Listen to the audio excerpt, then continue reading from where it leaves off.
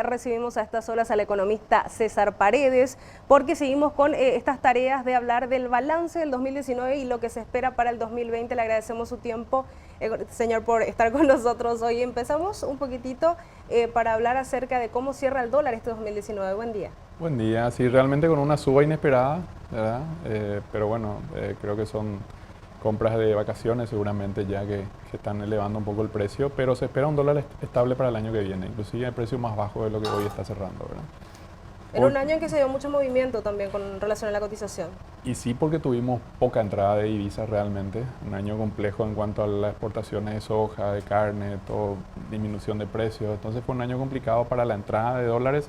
El Banco Central tuvo que vender muchos dólares para estabilizar el precio y yo creo que el año que viene eso inclusive se puede revertir, ¿verdad? Quizás el Banco Central va a tener que salir a comprar un poco de dólares porque se espera una buena cosecha, el precio de la carne está repuntando, mejorando los volúmenes de exportación, entonces se esperan también algunas inversiones extranjeras importantes y bueno, yo creo que vamos a tener un 2020 más tranquilo.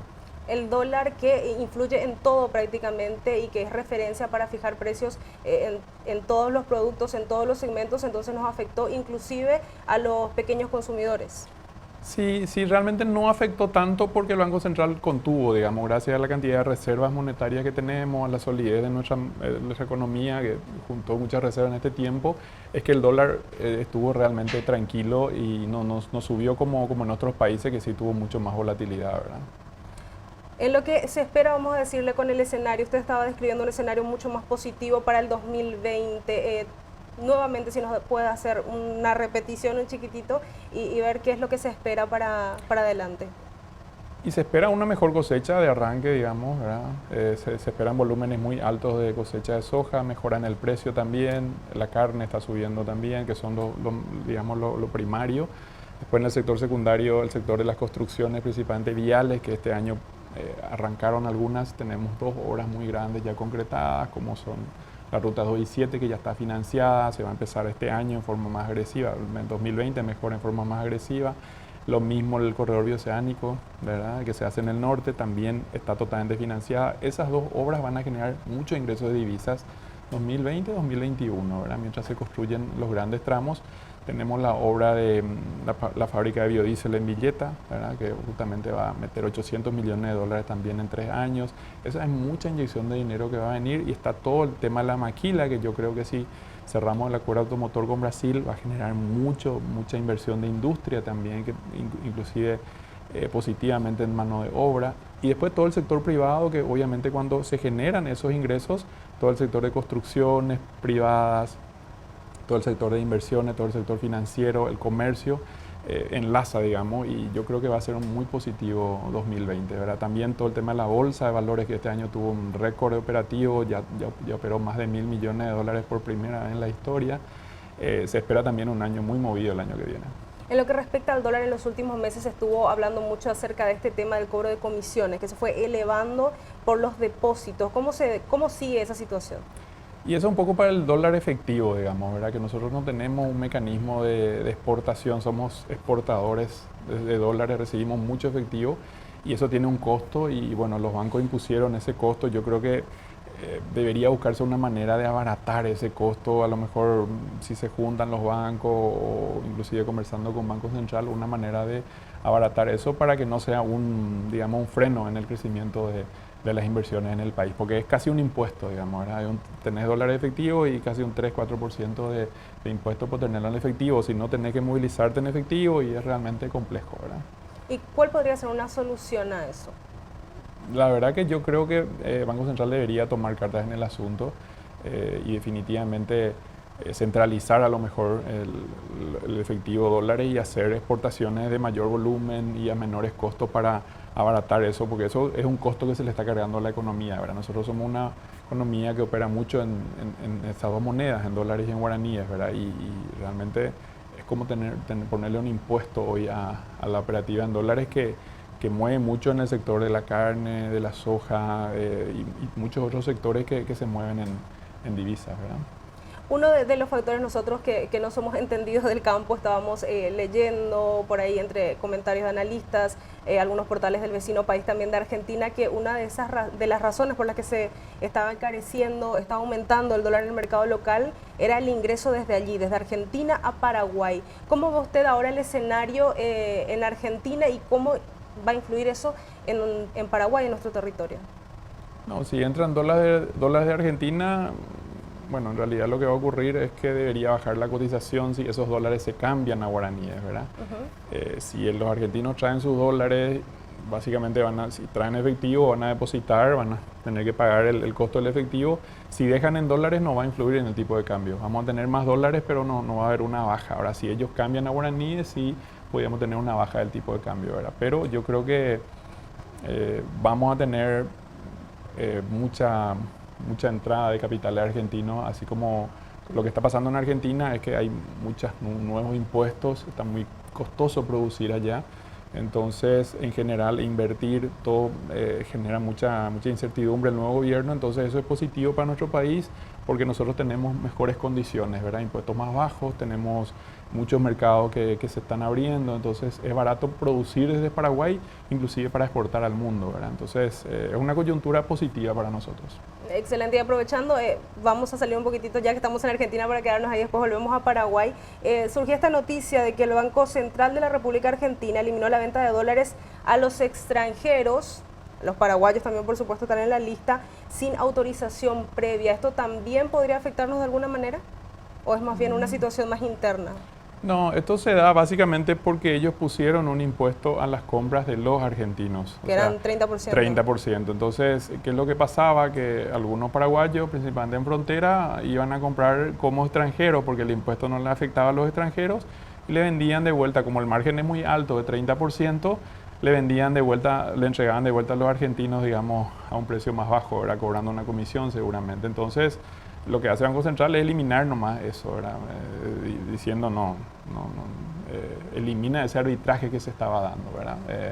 ¿Por qué? Porque el impuesto, justamente cuando hay un impuesto muy alto, se dan estas oportunidades de arbitraje, ¿verdad? El mercado va a encontrar otra manera de arbitrar. Por el momento, el Banco Central, listo, cierra esta canilla, digamos, pero es como el agua, digamos, le pone un muro, pero bueno, puede atacar hasta cierto tiempo, después encuentra por dónde pasar, ¿verdad? Siempre cuando el impuesto es alto y la diferencia impositiva se genera entre países, se genera o contrabando o arbitraje, en este caso como pasa con las monedas, ¿verdad? En el caso de Paraguay y Argentina y en la frontera, mucha colaboración también para eso, ¿verdad? Sí, sí. Pero realmente se crea el impuesto, ¿verdad? Nosotros no tenemos la culpa de los impuestos que crean ellos. Ellos lo crean y bueno, siempre hay gente que encuentra las oportunidades, ¿verdad? Bueno, y pasando un poquitito a lo que es más general, vamos a decirle al mercado bancario, ¿cómo le fue a los bancos en este 2019? Creo que bien, en general el sistema sufrió un poco al comienzo por la sequía, digamos, por los problemas agrícolas, que es una parte importante de la cartera, pero se fue acomodando y bueno, yo creo que el año que viene, cerraron igual con buenas utilidades, hubo unas condiciones especiales también para refinanciamiento del sector agrícola, del sector ganadero, entonces eso se acomodó, me parece que hizo bien Banco Central en entender la coyuntura, ¿verdad? Porque realmente exigirle a un sector que está sufriendo no me parece conveniente. Así que yo creo que el año que viene va a volver a su ritmo normal, pero igual este año cerramos con buenas utilidades y eso es positivo en general para la economía porque es un sector que tiene que mueve mucho, que es muy necesario, digamos, porque la economía, los bancos, el sistema financiero es como el aceite de una máquina, digamos. Para que funcione bien una maquinaria tiene que estar bien aceitado. Si funciona bien su sistema financiero en una economía, eso hace que fluya mejor el dinero, menores costos y llegue a todos los sectores, ¿verdad? Este año también surgió una novedad. ¿En qué situación estaría eso? Se hablaba de que las regulaciones del Banco Central, que le alcanza principalmente a los bancos, ahora también llegarían a casas de préstamo, sería en este caso. ¿Cómo se dio esa situación? ¿Por qué muchos de repente los bancos pedían también eso, que se regule todo el sector? No sé si están pedidos los bancos, pero sí es una cuestión, me parece, de prevención del lavado de dinero, que me parece razonable, principalmente ahí. Yo no sé si necesita tanta regulación de precios, digamos, porque uno cuando regula precios ocurre como pasa con el dólar en Argentina, digamos, uno pone una regulación acá, igual el mercado necesita y fluye por otro lado, ¿verdad? Entonces, no sé si necesita tanto regular precios, sí regular el fondeo. ¿De dónde viene ese dinero para las casas de crédito? ¿Quién está financiando? ¿Cuál es el origen de esos fondos? Ahí sí me parece que hay una tarea importante porque nosotros necesitamos recuperar nuestra imagen, ¿verdad? Tenemos una imagen un poco de un país medio gris, entonces necesitamos tener una imagen de un país que cuida, digamos, que el dinero ilegal no fluya en su economía, ¿verdad? O que fluya lo menos posible. Entonces es como que es un sector que creció mucho y que necesita un cierto control del uso de los fondos. ¿De dónde viene ese dinero que se presta y que se vuelve? Como se maneja mucho efectivo, a mí me parece razonable principalmente el control en ese sentido, ¿verdad? No sé si tanto en los precios. Para mí, del lado de los precios, lo mejor que se puede hacer es generar un ambiente de buena competencia, ¿verdad? Generar las condiciones para una buena competencia y ya esa competencia va a determinar los precios, ¿verdad? En lo que usted estaba mencionando, el fondeo, todo el mercado financiero, estaba mencionando también el mercado bursátil. Hay como una apuesta mayor en el mercado bursátil del Paraguay, números récord este año. Sí, una meta de hace tiempo, parecía un sueño, digamos, cuando nosotros como Cadien comenzamos en bolsa, la bolsa operaba 10 millones de dólares año, ¿verdad? Hace 16 años, imagínate ahora ver que operó más de 1.000 millones de dólares, es casi increíble, pero sí.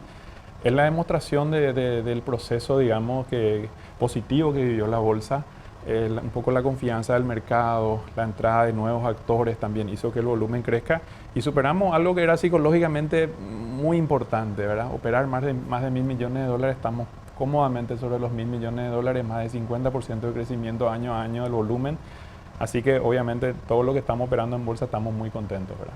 ¿Cómo se dio esto? ¿Cuáles fueron las condiciones que permitieron que se llegara a superar esta meta? Y realmente fue un proceso, ¿verdad? Un proceso largo, como te estaba contando, pero que empezó más fuertemente allá por el 2010 más o menos, cuando se empieza a hacer la operativa electrónica. La operativa electrónica permite operar en montos más pequeños y eso le da mayor liquidez a los títulos de bolsa, ¿verdad? Entonces uno puede comprar títulos en cortes de 1 millón de guaraníes o de 1.000 dólares. Eso hace que fluya más el dinero, ¿verdad? Y la operativa electrónica le saca ¿cómo explicarte? Mucho costo de transacción, ¿verdad? Bajan mucho los costos de transacción y cuando bajan los costos de transacción de un mercado, se hacen más negocios naturalmente, ¿verdad? Entonces, el año 2010 comenzó la operativa electrónica de bonos, este año comenzó la operativa electrónica de acciones, ¿verdad?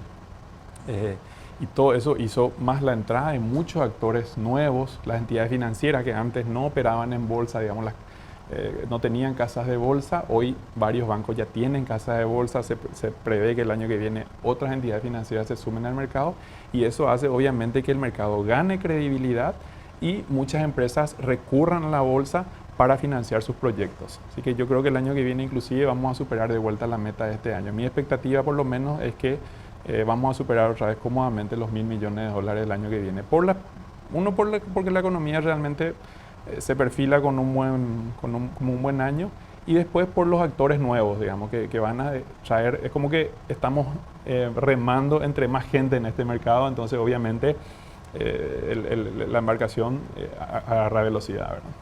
Usted menciona y está enfatizando esto, nuevos actores en el mercado y entre ellos los bancos. ¿Por qué esa apuesta de ir al mercado bursátil? ¿Porque el mercado mismo lo demanda? ¿Porque hay una necesidad de fondeo? ¿Cuáles son las razones que llevan a esto, a que más gente se suma al mercado bursátil? Y realmente es una necesidad de fondeo de mediano y largo plazo, ¿verdad?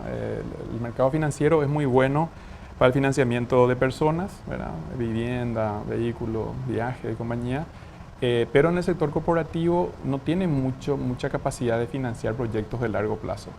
Paraguay está en una etapa donde atrae muchos proyectos de largo plazo. La estabilidad que ya tenemos, prácticamente 16 años, 17 años de estabilidad económica, hace que la credibilidad haga que la gente quiera invertir a largo plazo y necesita financiamiento a largo plazo. Y la bolsa es ideal para eso.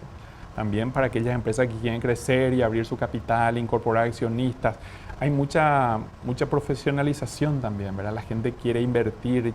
Anteriormente no entendía muy bien qué era un bono, qué era una acción. Hoy todo el mundo entiende mucho más. Hay fondos de inversión que no existían en Paraguay. Hoy hay 4 administradoras de fondos que son grandes compradoras también de títulos que se emitan. O sea, hay dinero para financiar proyectos en la bolsa y obviamente En este caso, la oferta de dinero está generando una demanda de parte de muchas empresas que ven a la bolsa como una parte de su financiamiento, porque antes se veía como un competidor, como que si crecía la bolsa, no crecían los bancos, o si crecían los bancos, no crecía la bolsa.